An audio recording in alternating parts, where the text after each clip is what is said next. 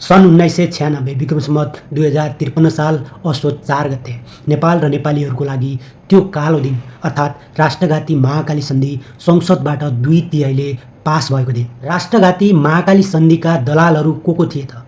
Number 1 Sher Bahadur Deuba, प्रधानमन्त्री। Number 2 Madhav Kumar Nepal, प्रमुख प्रतिपक्ष नेता। नम्बर 3 केपी शर्मा ओली, सन्धि अध्ययन तथा कार्यदल संयोजक। नम्बर 4 पशुपति शमशेर जबरा, जलस्रोत मन्त्री। नम्बर 5 डाक्टर प्रकाश चन्द्र लोहनी, परराष्ट्र मन्त्री। नम्बर 6 वर्तमान राष्ट्रपति रामचन्द्र पौडेल, सभामुख।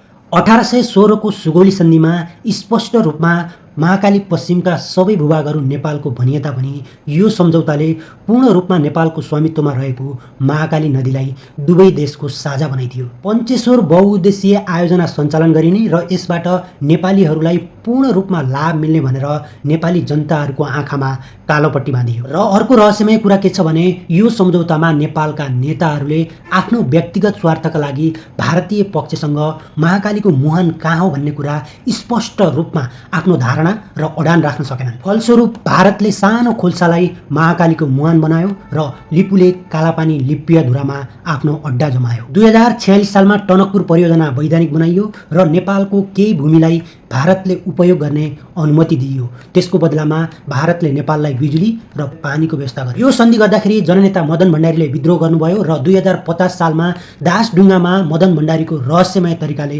मृत्यु भयो। इतिहासले यस्ता राष्ट्रघाती सम्झौता गर्ने दलाल नेताहरूको हिसाब किताब माग्छ। सायद त्यो समय अब आएको छ।